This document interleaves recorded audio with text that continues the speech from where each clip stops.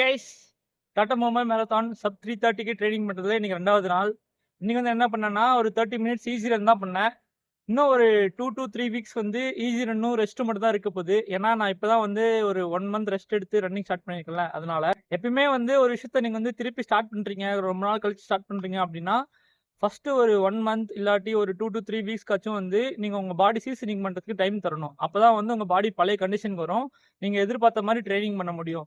நான் வந்து ஆல்ரெடி வந்து நான் மேரத்தான் ஓடிருக்கேன். நான் வந்து அதுக்கு முன்னாடி வந்து ஒரு 3 மாசம் 4 மாசம் ட்ரைனிங் பண்ணியிருக்கேன் அப்படின்னு சொல்லிட்டு நீங்க திருப்பி ஸ்டார்ட் பண்ணி திருப்பி அதே பேஸ்ல ஸ்டார்ட் பண்ணீங்கன்னா உங்களுக்கு வந்து இன்ஜுரி வர அதிகமான வாய்ப்பு இருக்கு. அதுக்கப்புறம் வந்து நீங்க ரொம்ப நாளைக்கு வந்து ட்ரைனிங் பண்ண முடியாது. நீங்க என்னதான் ப்ரோ அத்லெட்டா இருந்தா கூட நீங்க ஒரு பிரேக் எடுத்து ஸ்டார்ட் பண்றீங்க அப்படின்றப்போ ஒரு சீசனிங் டைம் வந்து உங்க பாடி கொடுக்கணும்.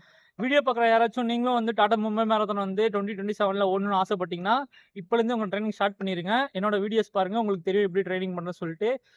அந்த மாதிரி என்னோட வீடியோஸ் பார்த்து நீங்கள் ரெகுலராக ட்ரைனிங் பண்ணிங்கன்னா நீங்களும் வந்து 2027 மேரத்தான் ஓடும்போது ரொம்ப கம்ஃபர்டபுளாக நீங்கள் எதிர்பார்த்த கோல் வந்து அச்சீவ் பண்ண ரொம்ப வாய்ப்பு இருக்குது. ஏன்னா டைம் வந்து நிறைய இருக்குது, 9 மாதம் இருக்குது. அதான் சொல்கிறேன். நாளைக்கு ட்ரைனிங்கில் பார்க்கலாம். பாய்.